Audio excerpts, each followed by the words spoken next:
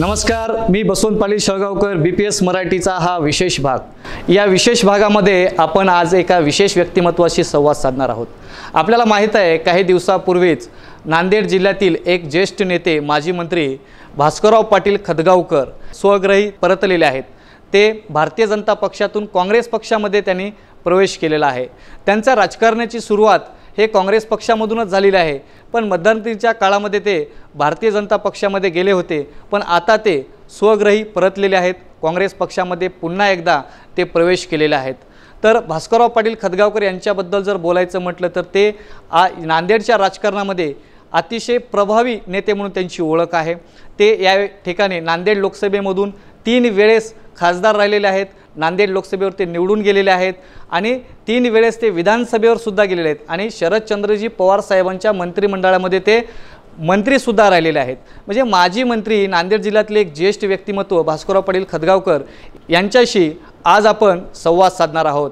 तर साहेब नमस्कार। नमस्कार। आपलं खूप खूप स्वागत आहे आमच्या या संवाद सत्रामध्ये। साहेब, आपण पाहिलं आता तुम्ही स्वग्रही परतलेले आहात। काँग्रेस पक्षामध्ये तुम्ही पुन्हा एकदा या ठिकाणी प्रवेश केलेला आहात। तर आता ज्या काही नांदेड जिल्ह्यातले तुमचे जे कार्यकर्ते आहेत किंवा तुमच्या संपर्कातले जनसामान्यामध्ये तुमचा जो काही सगळ्यात मोठं तुमचं जनसंपर्क आहे, तर कार्यकर्त्यांचे काय भावना आहेत आता तुम्ही काँग्रेस पक्षामध्ये आलात? खूप आनंदी वातावरण आहे। लोकांना असं वाटत होतं की मी काँग्रेसमध्ये यावं। मी परवाच काँग्रेसमध्ये प्रवेश केल्यानंतर देगलूरून जेव्हा नांदेडपर्यंत आलो तर किमान 10 ते 15 गावामध्ये लोक बसस्टँडला येऊन थांबले होते।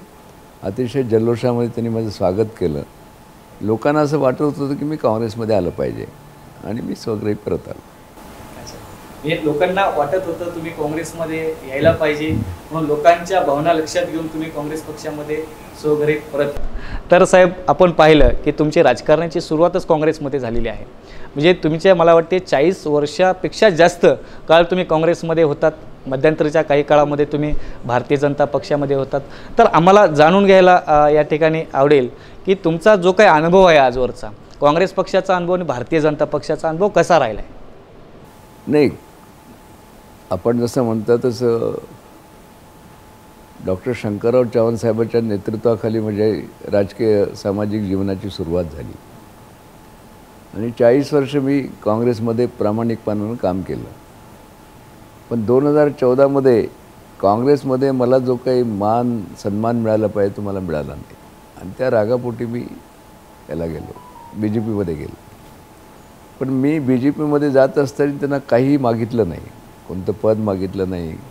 मी सिनियर मोस्ट असलं तर मला MLC पद मागता आलं असतं, राज्यसभा मागता आली, पण मी अनकंडिशनल गेलो। मी म्हणलं की मी लोकातून निवडून आलेला आहे, मला कोणत्याही नॉमिनेटेड पदाची मला गरज नाही। मग नंतर मधल्या काळामध्ये पोटनिवडणूक लागली आपली देगलूर मतदारसंघाची आणि आम्हाला काँग्रेसकडून निमंत्रण आलं की झालं गेलं विसरून जा, आमची चूक, आम्ही जे आहे ते तुम्ही मग एकत्र काम करू। त्यातून मग मी काँग्रेसमध्ये आलो, कारण मला पूर्वीपासूनच काँग्रेसची आवड होती। काँग्रेसमध्ये काम करण्यामध्ये मला समाधान मिळत होतं। सर्व जाती धर्माच्या लोकांना बरोबर घेऊन जाता येत होतं। काँग्रेसमध्ये आलो। पोटनिवडणुकीमध्ये आपल्याला माहीत आहे की जितेश अंतापूरकर 42,000 मतांनी निवडून आले। नंतरच्या काळामध्ये माजी मुख्यमंत्री अशोकराव चव्हाण साहेब हे भारतीय जनता पक्षामध्ये जाण्याचा त्यांनी निर्णय घेतला। तो निर्णय घेत असताना त्यांनी माझ्याबरोबर 1-2 वेळा चर्चा केली। माझं असं मत झालं की ते जर भारतीय जनता पक्षामध्ये गेले, मोदी सरकारच्या कॅबिनेटमध्ये मंत्री होतील, आमच्या नांदेड जिल्ह्याचे जे विकासाचे प्रश्न आहेत, जे आमचे डॉक्टर शंकरराव चव्हाण साहेबांचे विकासाची दृष्टी होती, स्वप्न होते, ते पूर्ण करण्यामध्ये अशोकरावांची मदत होईल। पण दुर्दैवानं असं काही घडलं नाही आणि भारतीय जनता पक्षाच्या लोकांनी 2019मध्ये आमच्या सुनेलला नायगावमध्ये उमेदवारी देण्याचं मान्य केलं, पण त्यावेळेस दिली नाही। 24च्या निवडणुकीमध्ये सुरुवातीला चर्चा झाली की मिनालला लोकसभेची उमेदवारी, तीही दिली गेली नाही आणि त्या निवडणुकीच्या काळामध्ये आम्हाला असं आश्वासन देण्यात आलं होतं की आम्ही तुम्हाला जे आहे ते विधान परिषदेवर घेऊ, तेही ते घेतलेलं नाही। ही सगळी परिस्थिती आणि देशामधली आज जी सामाजिक राजकीय परिस्थिती आहे ही परिस्थिती खूपच असंतोष आहे लोकांमध्ये. आणि विशेष करून महाराष्ट्रामध्ये जे आहे ना, हे जे तोडफोडीचं राजकारण झालं, सुरुवातीला शिवसेना फोडली, त्यांचं चिन्ह पळवलं, नंतर पवार साहेबाची NCP फोडली, त्यांचंही चिन्ह पळवलं, आणि हे जे काही राजकारण झालं हे महाराष्ट्राच्या लोकांना आवडलं नाही, मी तुम्हाला सांगतो. आणि आज आपण देशामध्ये अशी परिस्थिती पाहतो की समाजामध्ये एक मतभेद, जसं आता महाराष्ट्रामध्ये मराठा आंदोलन, OBC आंदोलन, आणि देशामध्ये आपण पाहिलं की जातीमध्ये थोडं वैमनस्य, संघर्ष निर्माण झालेला आहे. हे आपल्याला कधीही परवडणार नाही.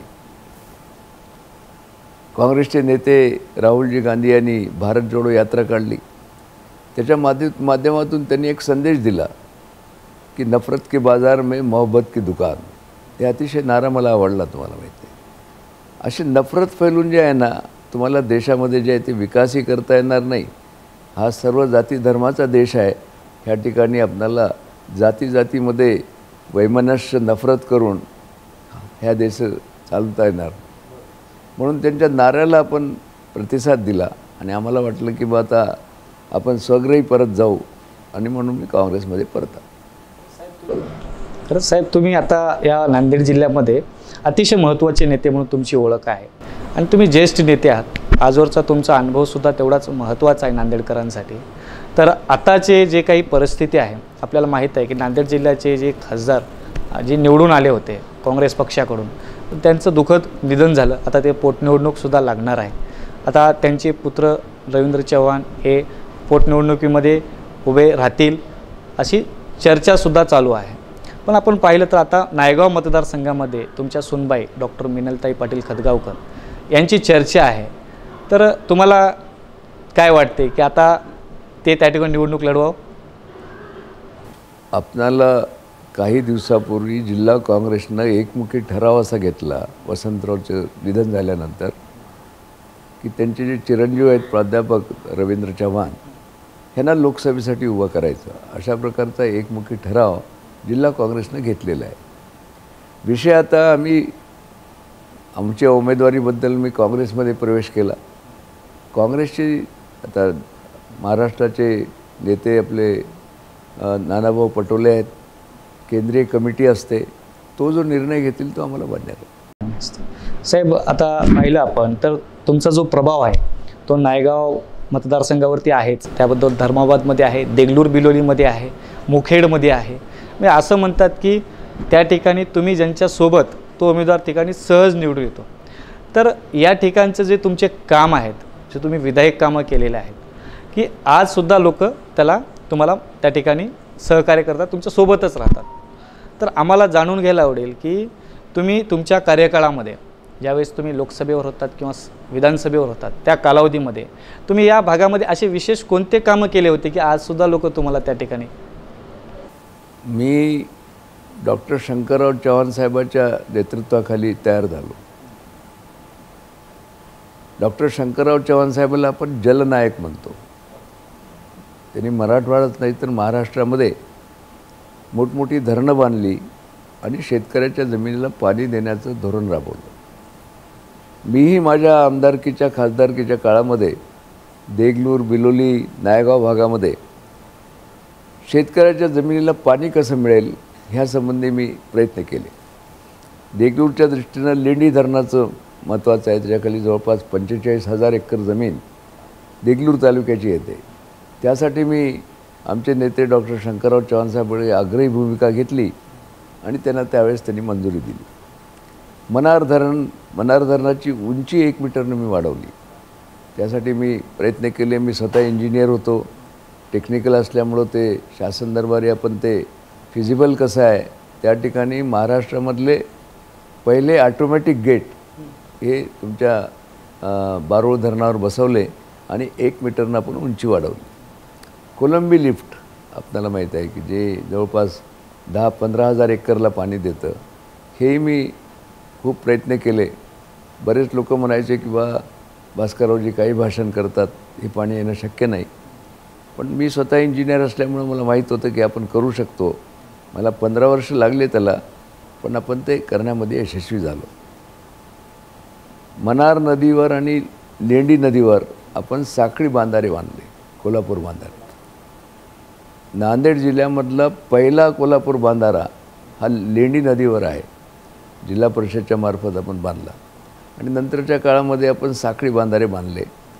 बाबळी बांधारा देखील हे मीच त्याचं सुरुवात केली होती आणि बळेगावच्या बांधाऱ्याची मी सुरुवात केली होती. म्हणून शेतकऱ्याच्या जमिनीला कसं पाणी देता येईल हे एक मी नियोजन केलं. दुसरं, मी आमदार म्हणून काम करत असताना गावातला जो गरीब माणूस आहे, गावामध्ये अजूनही गरिबी खूप आहे. कित्येक लोक सकाळचं जेवण मिळालं तर संध्याकाळी मिळत नाही. शेतकऱ्याचा एक वर्ग आणि दुसरा शेतमजुराचा वर्ग. त्यावेळेस संजय निराधार योजना सुरू झाली. 1980मध्ये मी निवडणूक हारलो. अंतुले साहेब मुख्यमंत्री झाले. त्यांनी मला बोलवलं मुंबईला की तुम्हाला काय काम करायला आवडेल. त्यावेळेस मी स्टेट बँक ऑफ हैदराबादचा डायरेक्टर होतो, मोठमोठ्या पदावर होतो. मी म्हणाला मला कोणती कमिटी नको, मला बिलोली तालुक्याच्या मतदारसंघाच्या संजय निराधार कमिटीचा अध्यक्ष व्हायचा आहे. आणि मी त्या ठिकाणी गावोगाव फिरलो, तहसीलदारला बरोबर घेऊन गेलं आणि जास्तीत जास्त गरीब माणसाला त्या योजनेचा लाभ कसा मिळेल यासाठी मी प्रयत्न केला. त्यामध्ये एक आपलं जे संजय निराधार योजनेमध्ये असं होतं किंवा एखादी तुमची जर जोडपा असेल, त्याच्या घरामध्ये फक्त मुलगीच असेल, मुलगा नसेल तर त्याला आपणाला ते अनुदान देता येत होतं. पण मुलगा असेल तर मात्र त्याला देता येत नव्हतं. हा प्रश्न मी उचलून धरला, तुम्हाला माहीत नाही.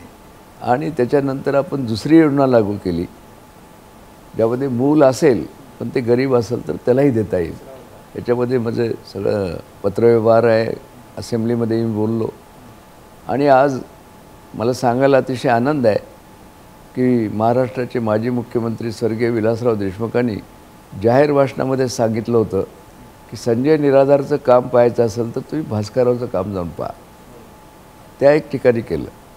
तिसरं मी पाहिलं की मी ज्या ज्या संस्थेवर मला काम करायची संधी मिळाली, मग स्टेट बँक ऑफ हैदराबाद असेल, मराठवाडा ग्रामीण बँक असेल, जिल्हा मध्यवर्ती बँकेचा मी अध्यक्ष झालो.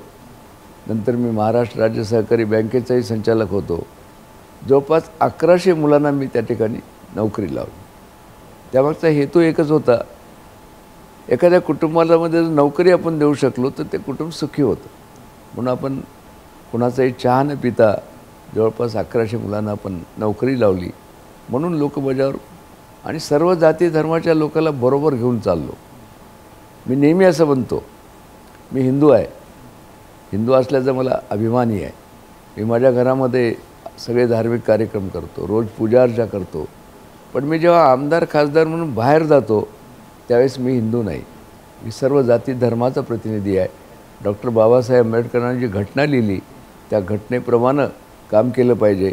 म्हणून मी माझ्या राजकीय जीवनामध्ये मुस्लिम असतील, दलित असतील, सगळ्या समाजाची मी नावं घेणार. सगळ्यांना आपण सहकार्य केलं. त्यातून मला आजही तुम्ही म्हणता तसं देगलूर बिलोलीमध्ये मला मानणारा खूप मोठा वर्ग आहे. कालच मी ह्याच्याहून येत होतो हैदराबादहून. देगलूरला माझे सर्व कार्यकर्ते आले, जवळपास 100-200 कार्यकर्ते रेस्ट हाऊसवर. त्यांनी मला सत्कार केला. त्यामध्ये देगलूर नगर परिषदेचे माजी उपाध्यक्ष मीरा मोहिदुद्दीन म्हणून आहेत, आताही ते नगरसेवक आहेत. त्याला तुमच्यासारख्या पत्रकारांना विचारला की दादा कांग्रेस में आने से आपको कैसा लगता है. त्याने काय म्हणावं, हमारे को बहुत खुशी तो होती है, मगर दादा जब बीजेपी में थे तभी भी हमारे अपने लगते थे, दादा पे हमारा भरोसा था. हे आपलं सगळं प्रेम आहे समजा. हा विश्वासामुळे लोक मला मानतात. खरंच दादा तुमच्या आजवरचा कार्यकाळ पाहिला तर खरंच तो एक प्रेरणा घेण्याजोगाच आहे आणि तुमचा अनुभव पण तेवढा मोठा आहे. तर आपण बोलता बोलता एक विषय बोललात की बारूळ मण्यारचा तो धरण आहे. तर आज आपण पाहिलं तर धरणातलं जे पाणी आहे ते आता लातूर जिल्ह्यामध्ये जात आहे. एक तर उदगीरला जाते, इकडं जामजोळकोटला जात आहे. तर त्याच्यामुळे या भागामध्ये आता नायगाव असेल किंवा बिलोली असेल तिकडे सिंचनाचं क्षेत्र कमी होईल असं वाटत नाही. 100%. खरं पाहिलं तर ही फार दुर्दैवाची बाब आहे आणि माझ्याही लक्षात कोणी आणून दिलं नाही, तुम्हाला माहिती आहे. कारण हे योजनेचं जेव्हा होते लोकप्रतिनिधीला माहीत राहतं की काय होऊ लागलं काय नाही. नायगावचं नेतृत्व करणाऱ्या लोकप्रतिनिधीने याची कुणालाही जाणीव दिली नाही. नाहीतर आपण त्यासाठी आंदोलन उभा केलं असतं आणि आपण ते थांबवलं असतं. पण आज तुम्हाला माहीत नाही की ती योजना मंजुरी झालेली आहे, कामही सुरू झालेली आहे अशी माझी माहिती आहे. हे आमच्या नायगाव आणि बिलोली तालुक्यावर अन्याय करणारा विषय आहे, मी तुम्हाला सांगतो. पण ह्या ठिकाणी जे लोकप्रतिनिधी आहेत ते जागरूक नसल्यामुळे असं झालेलं आहे. त्यातून आता पुढे आपल्याला काय करता येईल ते आपण नियोजन करू. आणि दुसरा आपण तो विषयच काढला म्हणून सांगतो की बारोळ धरणाचं कॅनॉल सिस्टीम हे अतिशय जुनं आहे. 1967 मध्ये तो कॅनॉल झाला. आता नवीन याच्याप्रमाणे सिमेंटचं अस्तरीकरण किंवा सिमेंट लायनिंग म्हणतात ते जर आपण करू शकलो तर आपल्याला टेल एंडपर्यंत, जसं की आमचं टेल एंडला इकडं आमचं आदमपूर आहे, तिकडं कुंभारगाव आहे, सगळ्या गावाची मी नावं घेणार नाही, ह्या भागापर्यंत पाणी आपण देऊ शकतो. म्हणून मी मागेही प्रस्ताव केला होता. तो जवळपास 1100 कोटी रुपयाचा प्रस्ताव आहे. माझा प्रयत्न राहील की भविष्यामध्ये तो कसा मंजूर करता येईल आणि त्यासाठी आपण प्रयत्न करू. नक्कीच. अजून एक महत्त्वाचा विषय आहे दादा, तो की आपण पाहिलं की आता नांदेड, नायगाव, देगलूर आणि बिदर हा जो रेल्वे मार्ग आहे तो मंजूर झाला आहे असं बोलत आहेत, पण ते अजूनपर्यंत तर त्याचं काम सुरू होताना पाहताना दिसत नाही. तर त्या संदर्भात आपण काय बरं झालं आपण विषय काढला. मी खासदार असते वेळेस 1998 मध्ये ह्या कामाची मागणी सुरू केली मी आणि ते लावून धरलं. मी तुम्हाला सांगतो, गुरुतागद्दीचा कार्यक्रम आला 2008-09 मध्ये. मी स्वतः त्यावेळेसचे जे पंतप्रधान होते डॉक्टर मनमोहन सिंग साहेब, त्यांना मी भेटलो आणि त्याला सांगितलं की बा सिखाचे 2 जे स्थान आहेत, एक 10वें गुरु गुरु गोविंद सिंगजी महाराज आणि नानक साहब, हे बिदरला आहे. ह्या 2 स्थानाला आपण जोडलं पाहिजे. फार मोठ्या प्रमाणात भाविक तिथे जातात आणि मला आनंद आहे की त्यावेळेस डॉक्टर पंतप्रधान मनमोहन सिंग साहेबांनी त्याला रिकमेंड केलं. ममता बॅनर्जी त्यावेळेस हे होत्या रेल्वे मंत्री, मी खासदार होतो, त्यावेळेस त्याला सुरुवात झाली. तर रेल्वे प्रकल्प व्हायला खूप उशीर लागतात. मी सांगतो, रेल्वे प्रकल्प मोठे असतात. आता आपल्याला आनंदाची बाब एकच आहे की तो मंजूर झाला आहे. त्यामध्ये आता जी नवीन माहिती मला मिळाली, कर्नाटक सरकारने जो त्यांचा वाटा उचलायला पाहिजे 50% त्याच्या कामाचा, त्यांनी अजून ते पत्र दिलं नाही. महाराष्ट्र सरकारचं तसं पत्र गेलेलं आहे. ते जर झालं तर लवकरात लवकर त्याचं काम सुरुवात होईल. कारण रेल्वे प्रोजेक्ट हा केव्हाही खूप मोठा असतो, त्याला वेळ लागते. तुम्हाला माहीत, आज परळी ते तुमचं जे मुंबई रेल्वे आहे, आज जवळपास 30 वर्ष झालं, अजूनही काम पूर्ण झालं नाही. म्हणून लोकप्रतिनिधी किती त्या ठिकाणी पाठपुरावा करतात, त्यांच्या पाठपुराव्यावर अवलंबून असतं आणि गव्हर्नमेंटवर अवलंबून असतं. म्हणून अजूनही माझा प्रयत्न राहील की हा प्रोजेक्ट लवकरात लवकर झाला पाहिजे. आता साहेब आपण पाहतोय की नायगाव आणि धर्माबाद मतदारसंघ जो आहे, आता तिथं आपल्या सुनबाई डॉक्टर मिनल पाटील खदगावकर हे त्या ठिकाणी इच्छुक आहेत. पण त्या ठिकाणी असे कोणते आव्हान आहेत जे काही विकासात्मक आव्हान आहेत, तर त्या संदर्भात तुम्ही काय? नायगाव मतदारसंघामध्ये 3 तालुके येतात. एक तुमचा नायगाव जो सगळ्यात मोठा तालुका आहे, दुसरा धर्माबाद आणि उमरी. शेतकऱ्याच्या दृष्टीने जर बोलायचं झालं तर मी म्हटल्यासारखं मनार धरणाचं सिमेंटचं लायनिंग झालं पाहिजे आणि हे जे उदगीर आणि जळकोटला जाणारं पाणी आपल्याला थांबवता आलं पाहिजे. हे शेतीच्या दृष्टीने आवश्यक आहे. दुसरं, आता आमचं जे उमरी आणि धर्माबाद आहे, डॉक्टर शंकरराव चव्हाण साहेबांना इसापूर धरणाचं पाणी त्या भागामध्ये आणलेलं आहे. जवळपास 200 किलोमीटर कॅनलची लेंथ आहे, पण अजूनही त्याची कामं पूर्ण झालेली नाहीत. ती जर कामं पूर्ण झाली तर मोठ्या प्रमाणात धर्माबाद आणि उमरी भागामध्ये शेतीला पाणी मिळू शकते. बाबळी बांधारा आहे, त्याच्यासंबंधित तेलंगणा आणि आपल्या सरकारमध्ये हे चालू आहे. पण बाबळी धरणाच्या बॅकवॉटरमध्ये जे आमचे शेतकरी येतात त्यांचं खूप मोठं प्रमाणात नुकसान होते. त्यांचे याचं ज्याचे त्यांना कॉम्पन्सेशन मिळालं पाहिजे, असे काही प्रश्न आहेत. हे प्रमुख प्रश्न आहेत. नक्कीच. आता तुम्ही काँग्रेसमध्ये पक्षप्रवेश केलातच, पण आताची जर परिस्थिती जर पाहिली, आता महायुतीचं सरकार आहे, महाविकास आघाडीचं सरकार महाराष्ट्रात येण्यासाठी नांदेडमधून जास्तीत जास्त आमदार निवडून दिले पाहिजेत, तेव्हा अजून बळ भेटेल. तर तुमच्या माध्यमातून देगलूर असेल, बिलोली असेल, नायगाव असेल, मुखेड असेल, या भागातून आणि नांदेडमध्ये अनेक भागातून जास्तीत जास्त काँग्रेसचे उमेदवार निवडून देण्यासाठी तुम्ही कसा काय प्रयत्न करणार आहात? माझ्या गेल्या 40 वर्षाच्या अनुभवातून मी असा माझा अंदाज आहे, देगलूर ही 100% काँग्रेसची जागा येईल, नायगाव येईल, मुखेड येईल, नांदेड दक्षिण उत्तरही येऊ शकते, हदगावचे आताचे जे आहे ती जागा येऊ शकते. तर ह्या 6 जागा तरी काँग्रेसच्या नक्की येतील. आणि मित्रपक्षाच्याही जागा ज्या आहे, बाकीचे तुमचे जे आहे ते शिवसेना आणि आमचे शरद पवार साहेबांचे जे LCP आहे त्यांचे 3 जागा येऊ शकतात. अशा प्रकारची राजकीय परिस्थिती आज आहे. म्हणून आपल्याला विश्वास आहे की या ठिकाणी महाविकास आघाडी जी आपली आहे त्यांचे जास्त उमेदवार निवडून येतील. आता दादा आपण पाहिलं गेल्या 5 वर्षामध्ये जे काय उलथापालट महाराष्ट्रात झाली, तर त्याचा जर आपण विचार केला तर तुमचा अनुभव खूप मोठा आहे. तुम्ही पूर्वीचा पण काळ पाहिला आहे आणि आत्ताचा पण काळ पाहताय.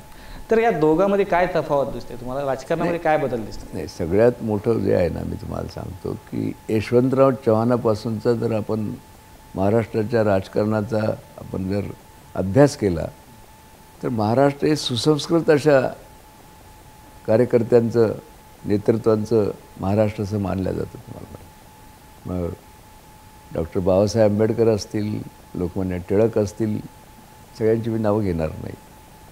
ह्यांचा वारसा असलेला महात्मा फुले आहेत, यांचा वारसा असलेला महाराष्ट्र आहे.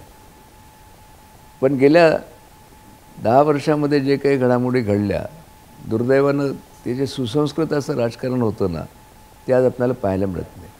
आपण टीव्हीचा चॅनल उघडून पहा, दररोज एकमेकावर टीकाटिप्पणी, कौटुंबिक भांडणं, ह्यापेक्षा दुसरं काही दिसत नाही, मी तुम्हाला सांगतो. आणि हे दुर्दैवानं अतिशय चुकीचं आहे. आणि दुसरं मी पाहिलं, अभ्यास केला की ह्या 10 वर्षाच्या काळामध्ये महाराष्ट्राच्या बऱ्याच चांगल्या स्कीम ज्या आहेत ते गुजरातला गेल्या. ही महाराष्ट्रासाठी फार दुर्दैव आहे, मी तुम्हाला सांगतो. गुजरातला जाणं, आमच्याकडे मंजूर असलेले प्रकल्प जर गुजरातला जात असतील तर हे फार चुकीचं आहे.